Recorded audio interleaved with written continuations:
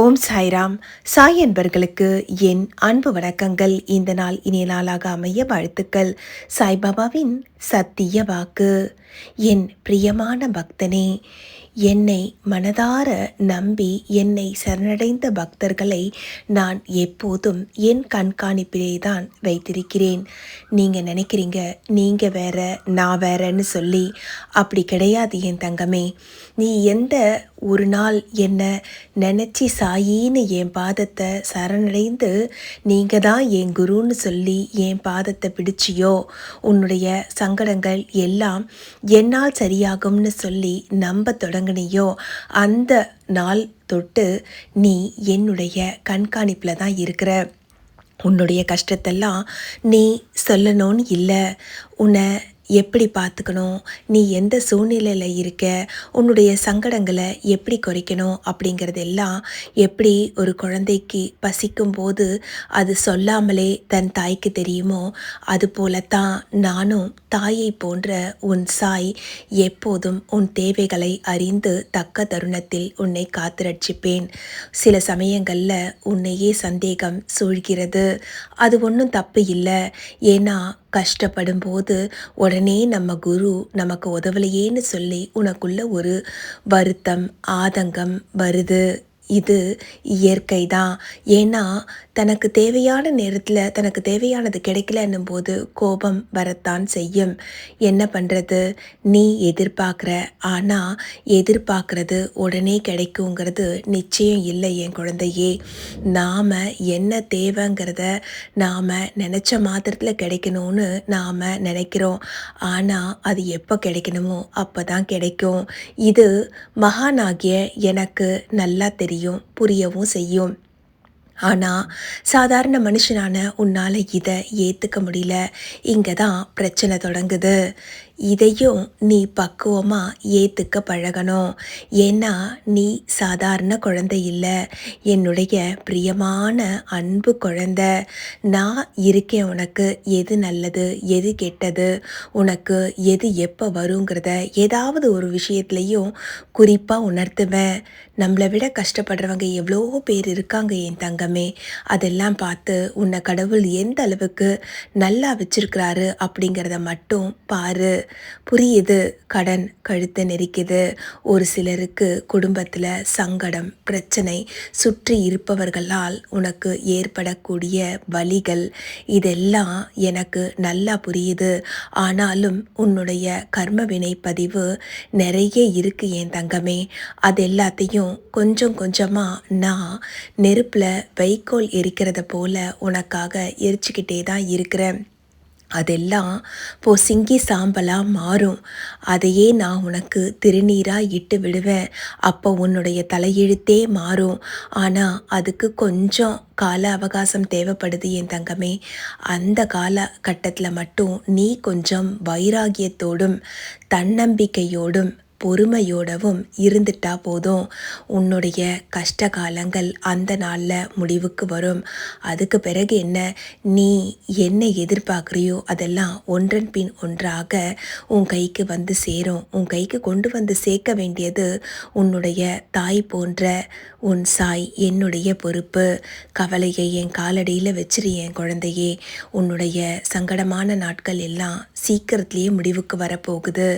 இனி உன்னுடைய வாழ்க்கையில் நிச்சயமாக வசந்தம் வீச தொடங்கும். என் அருளோடு உன்னுடைய தரித்திர சூழ்நிலைகள் மாறி உன்னுடைய கடன் பிரச்சனைகள் தீரும். உன் வாழ்க்கையில் இருக்கக்கூடிய வலிகளுக்கு நான் நிச்சயமாக மருந்தாக இருப்பேன்.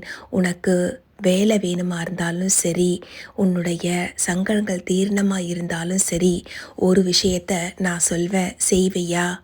ஒரு நொடி கடவுளை மனசார நினை. தினமும் கடவுளுக்குன்னு சொல்லி நேரத்தை ஒதுக்கு. உனக்காக 24 மணி நேரத்தை படைச்ச கடவுளுக்கு ஒரு 2 நிமிஷத்தை காலையிலையும் மாலையிலையும் ஒதுக்க பழகு. இந்த 2 நிமிஷத்துல உனக்கு இதுவரைக்கும் கடவுள் நிறைய விஷயங்கள கொடுத்துருக்காரு இல்லையா? அதுக்கு நன்றி சொல்லு. இப்போ இந்த நிமிஷம் நீ தெளிவா என்னுடைய இந்த அருள் உரையை கேட்டுட்டு இருக்க இல்லையா? இது கூட பகவத் சங்கல்பம் தான். எல்லாராலையும் எல்லா நல்ல விஷயங்களையும் கேட்க முடியாது, பார்க்க முடியாது, கிரகிக்க முடியாது. உனக்கு அந்த வாய்ப்பு கிடைக்குதுன்னா நீ பாக்கியசாலி. ஏன் தெரியுமா? உன்னுடைய நல்ல குணம், நற்பண்புகள் இதெல்லாம் தான் நல்ல விஷயங்களை உன்னுடைய செவிகளுக்கு கொண்டு வந்து சேர்க்குது. இதன் மூலமாக உன்னுடைய மனம் சீராக இருக்கும், புத்தி தெளிவாக இருக்கும். சீரான மனநிலையோட தெளிவான புத்தியோட நீ செய்யக்கூடிய முயற்சிகள், நீ செய்யக்கூடிய வேலைகள் அனைத்தும் பலிதமாகும். நீ நினைச்ச மாதிரியே வெற்றி வாய்ப்பு உன் கைகளுக்கு வந்து சேரும். உன்னுடைய வாயில் கதவுல அதிர்ஷ்டம் காத்திருக்குது என் குழந்தையே. அது சீக்கிரத்திலேயே கதவை திறந்த உடனேயே உன்னை வந்தடையும். உன்னை வந்தடைய உன் சாய் நான் உறுதுணையாக இருந்து உனக்கு அனைத்து நல்ல விஷயங்களையும் கொண்டு வந்து சேர்ப்பேன். நம்பிக்கை தான் வாழ்க்கை. உனக்கும் கீழே உள்ளவர் கோடி. இந்த பூமியில் நிறைய பேர் நிராசைகளோட பூமியில் புதஞ்சி போயிருக்காங்க.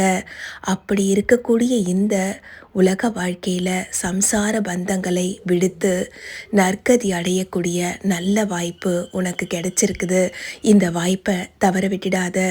உலகாதாயம், உலக க்ஷேமம் இது எல்லாமே எதுவுமே சரி, நீ நினச்சா உன்னால் முடியும். உனக்காக மட்டும் இல்லாமல் பிறருக்காகவும் எல்லாரும் நல்லா இருக்கணும்னு நினைக்கிற தெரியுமா? அந்த உன்னுடைய நல்ல மனசுக்காக உன் குருவாகிய சாய் நான் உன்னுடன் எப்போதும் இருப்பேன். கடவுளினுடைய அருளும் உனக்கு எப்போதும் பரிபூர்ணமாக கிடைக்கச் செய்வேன். நம்பிக்கையோட உன்னுடைய பாதையில் பயணம் பண்ணு. என்னுடைய கையை பிடிச்சிக்கோ. வழியில் வரக்கூடிய பாதையில் நிறைய முட்களும் படுகுழிகளும் இருக்க வாய்ப்பு இருக்குது.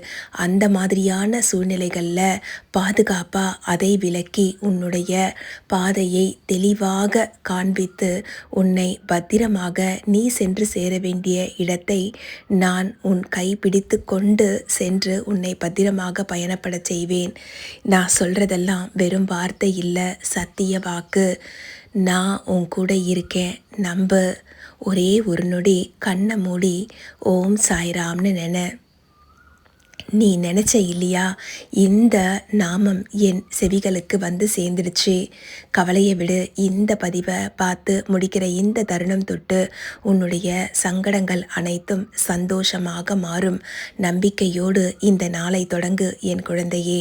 இனி நீ பலமாக, நலமாக, ஆரோக்கியமாக, சந்தோஷமாக நீ எதிர்பார்க்கக்கூடிய நல்ல விஷயங்களை பெற்று பலமாகவும் ஜெயமாகவும் வாழ்க்கையில் ஜொலிப்பாய். இது உன் சாய்பாபாவின் சத்திய வாக்கு. ஓம் ஸ்ரீ சாய்ராம்.